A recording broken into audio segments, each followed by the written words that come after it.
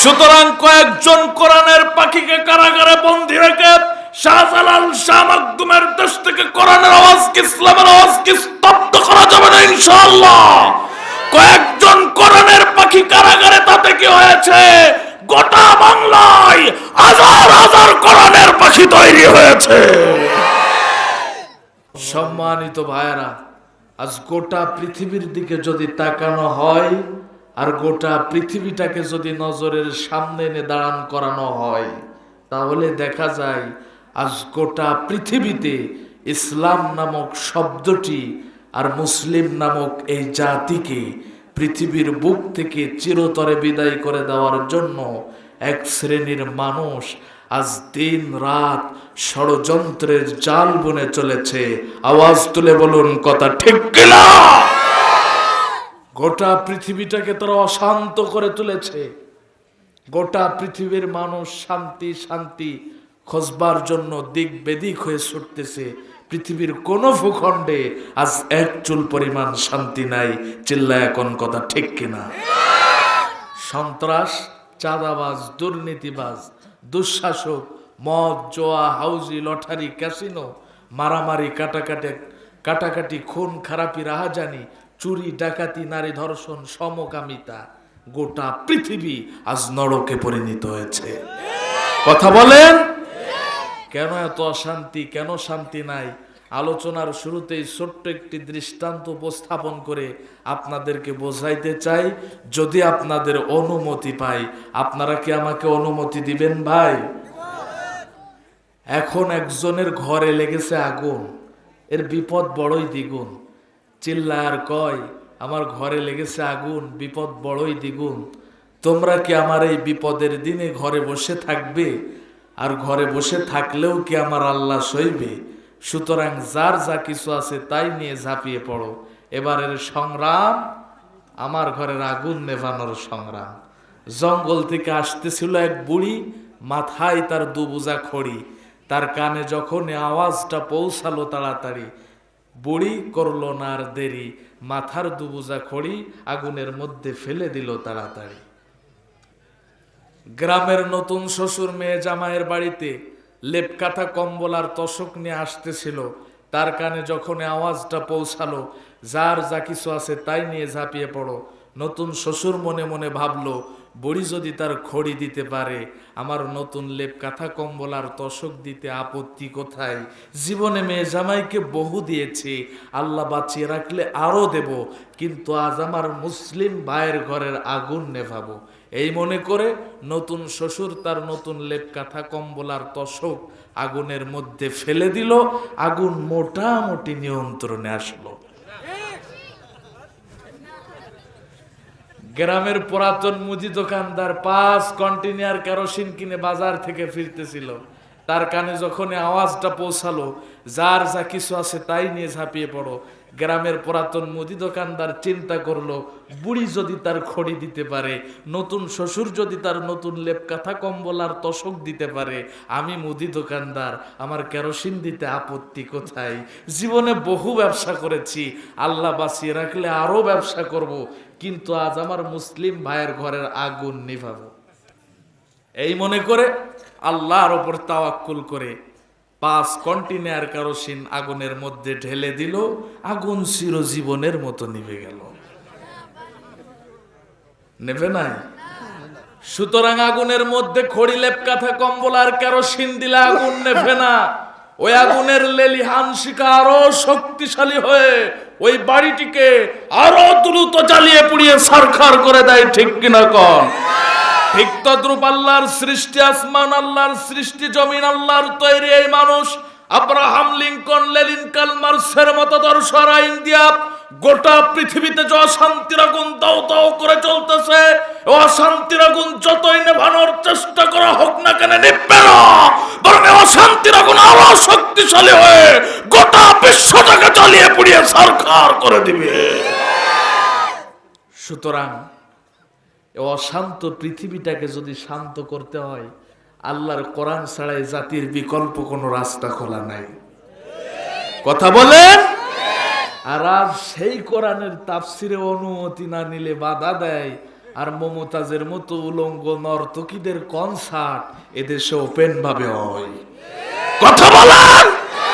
আজ যদি নারী ধর্ষণ, গণহত্যা, স্বাধীনতা বিরোধী কর্মকাণ্ডের কারণে কাউকে কারাগারে যেতে হয়, রিমান্ডে যেতে হয়, ফাঁসির কাস্টে ঝুলতে হয়, 18 কোটি মুসলমানের দেশে যারা আল্লাহর কোরআনের তাফসিরে বাধা দিবে, এদের কারাগারে নয়, রিমান্ডে নয়, ফাঁসির কাস্টে ঝুলিয়ে মমি করে রাখতে হবে।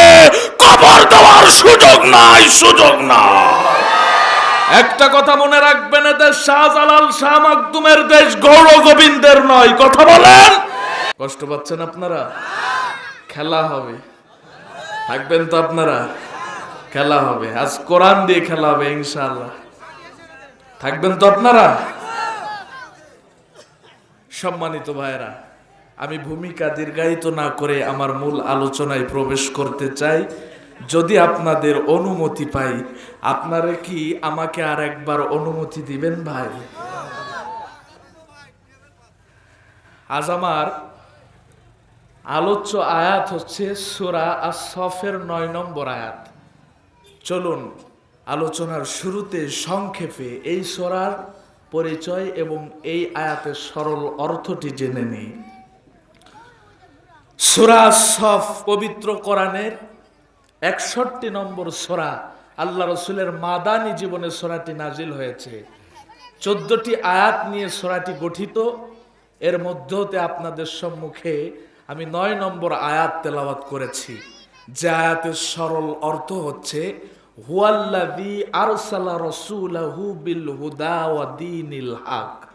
তিনি সে আল্লাহ যিনি তার রাসূলকে সত্য দিন ও হেদায়াত সহকারে পাঠিয়েছে। What is the cause? কি কারণে, কি জন্যে? লিয়ুযহিরাহু আলা দ্বীনি কুল্লি, সকল মতাদর্শের উপর তার দিন বিজয় করার জন্য। চিল্লায় এখন ঠিক কিনা? ওয়ালাউ কারিহাল মুশরিকুন ওয়ালাউ কারিহাল কাফিরুন ওয়ালাউ কারিহাল ফাসিকুন। বিভিন্ন প্রেক্ষাপটে আল্লাহ আয়াত নাজিল করেছে, এতে করে কাফের মুশরিকদের অন্তরে যতই যন্ত্রণা হোক না কেন। এবার আসুন একটু পিছনের দিকে ফিরে যায়। আল্লাহ তার রাসূলকে এতটাই ভালোবাসতেন, তার রাসূলের শরীরে মশা মাছি বসুক এটা আল্লাহ পছন্দ করে নাই, যার কারণে রাসূলের শরীরে কোনোদিন মশা মাছি, কথা কন না কেন? আল্লাহ তার রাসূলকে এতটাই ভালোবাসতেন, সূর্যের তাপে তার রাসূল কষ্ট পাবে এটা আল্লাহ সহ্য করতে পারে নাই, যার কারণে ফেরেশতাদের দিয়ে আল্লাহ ছায়া দান করেছে। আল্লাহ তার রাসূলের সম্মান এতটাই দিয়েছিলেন, বকরির স্তনে হাত দিয়েছে, বাচ্চা প্রসাব বাদেই ওই স্থানটি আল্লাহ দুধের নেয়ামতে ভরপুর করে দিয়েছে। আকাশের চাঁদ কি ইশারা করেছে, সঙ্গে সঙ্গে দ্বিখণ্ডিত হয়েছে।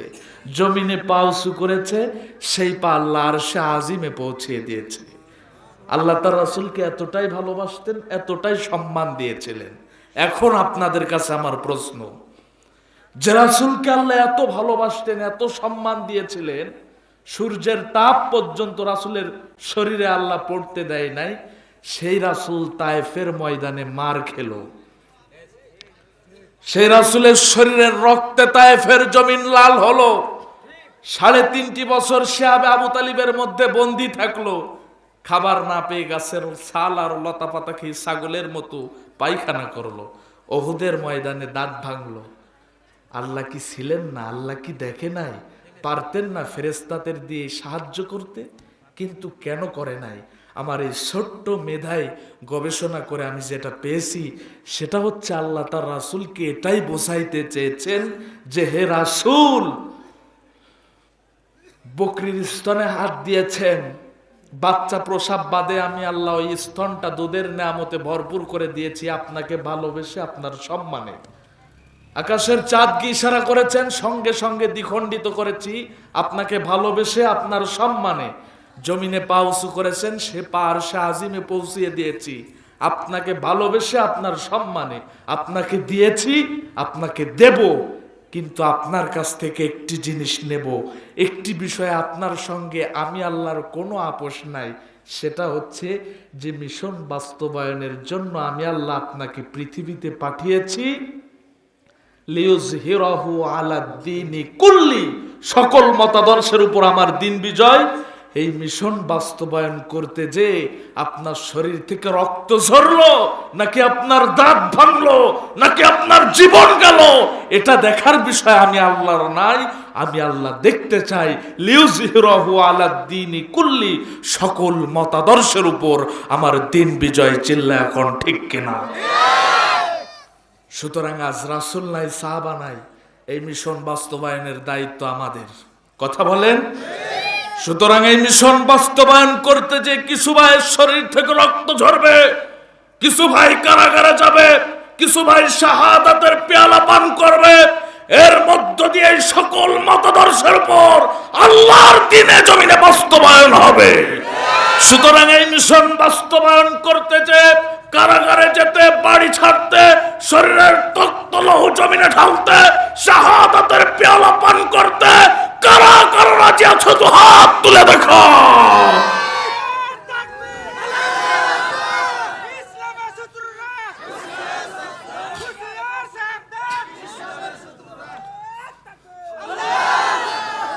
ভয় পাচ্ছেন আপনারা?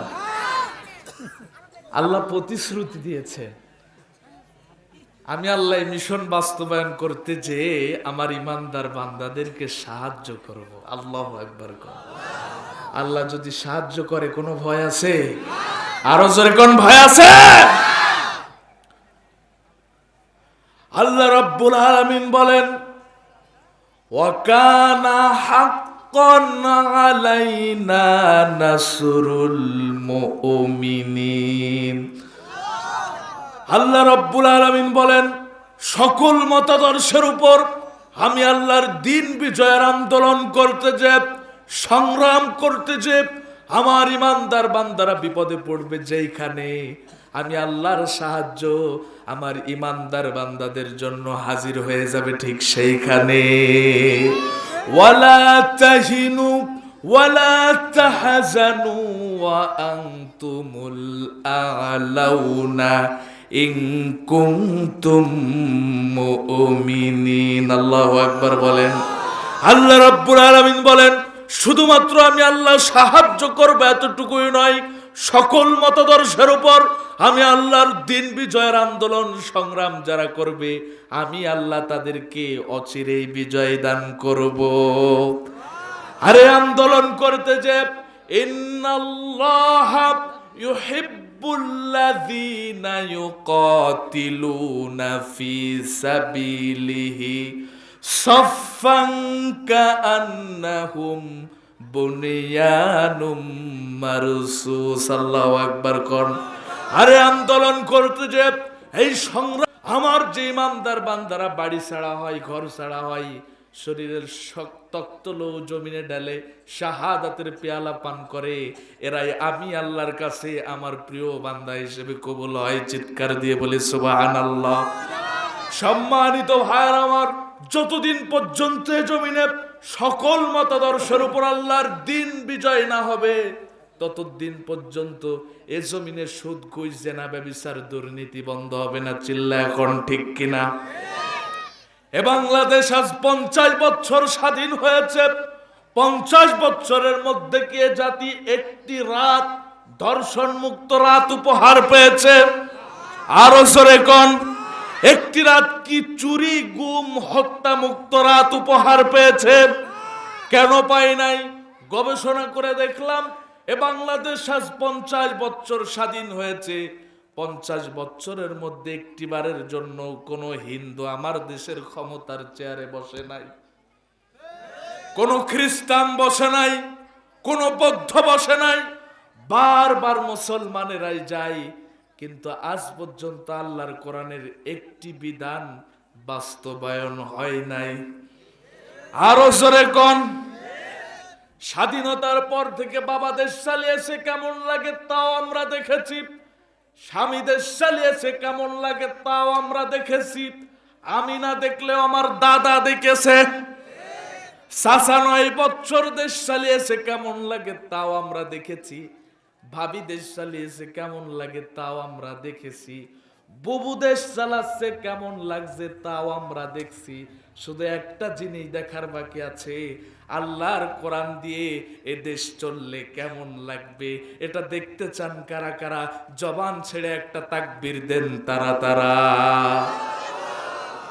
নারায়ে তাকবীর।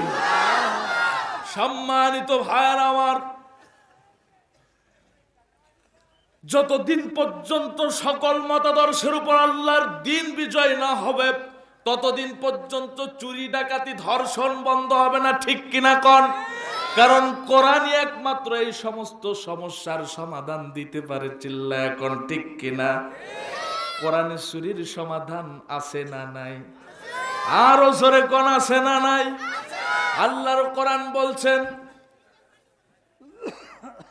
আস-সারিকু ওয়াস-সারিকাতু ফাকতাউ আইদিয়াহুমা জাযাআম বিমা কাসাবা নাকালাম মিনাল্লাহ। আল্লাহু আকবার কোন।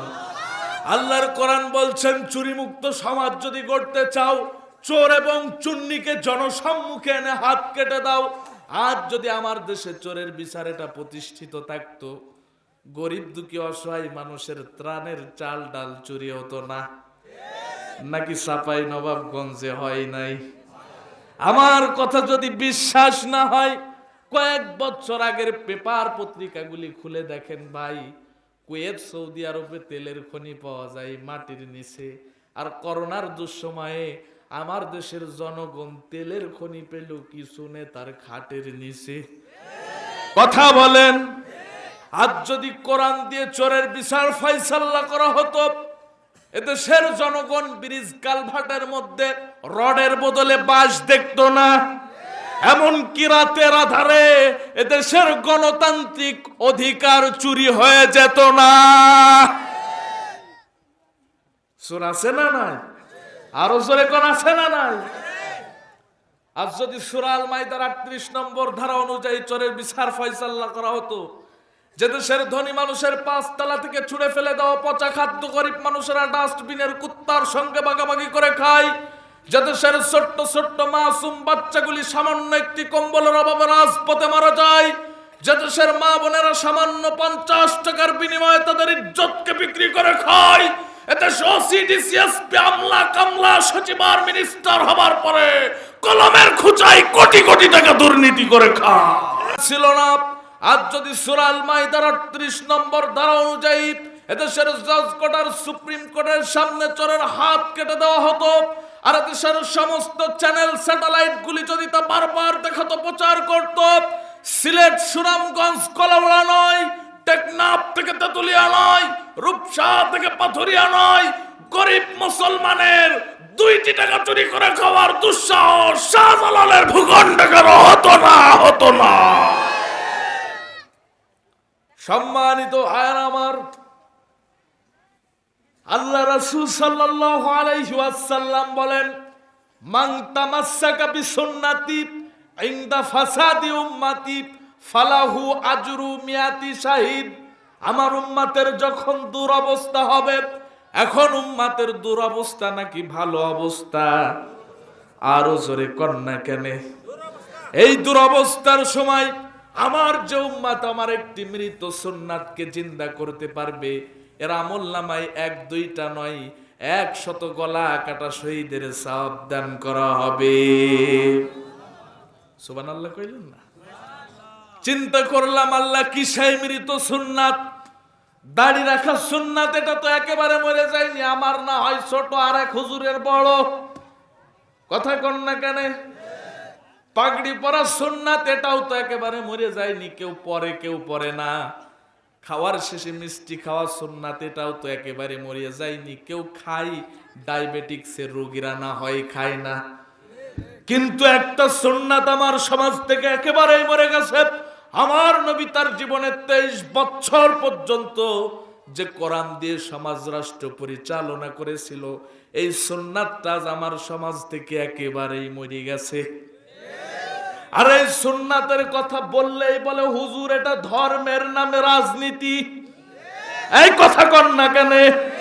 আমার নবী তার জীবনে 23 বছর যে আমলটি করেছে, এটা যদি রাজনীতি হয়, দাড়ি রাখাও তো রাজনীতি, পাগড়ি পরাও তো রাজনীতি, নামাজ পড়াও তো রাজনীতি, খাওয়ার শেষে মিষ্টি খাওয়াও তো রাজনীতি। এই রাজনীতি করতে চান কারা কারা? একটু দু হাত তুলে আমার আল্লাহরে দেখান তারা তারা। লিল্লাহ তাকবীর। এই কিছু মানুষ হাত তোলে না, আপনারা কি করতে চান না? দু হাত তোলেন, লিল্লাহ তাকবীর। সম্মানিত ভাইরা আমার, শুধুমাত্র দাড়ি রাখলেই যদি জান্নাত পাওয়া যায়, কবিগুরু রবীন্দ্রনাথ ঠাকুর তো জান্নাতুল ফেরদাউস পায়।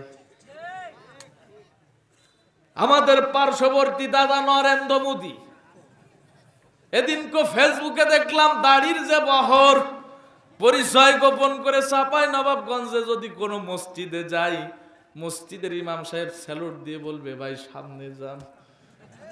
শুধুমাত্র পাগড়ির বহর দেখে যদি আল্লাহ জান্নাত দেয়, আমাদের পার্শ্ববর্তী দাদা ময়মোহন সিংকে রাখবেন কোথায়?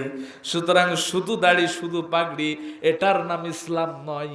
ব্যক্তিগত জীবনে, সামাজিক জীবনে, রাজনৈতিক জীবনে কোরআন মেনে চলার নামই হচ্ছে ইসলাম আর মুসলমান। চিল্লায় এখন ঠিক কিনা? এই সুন্নাত বাস্তবায়নের আন্দোলন করতে যাই তো তায়েফের ময়দানে আমার নবীর শরীর থেকে রক্ত ঝরেছিল।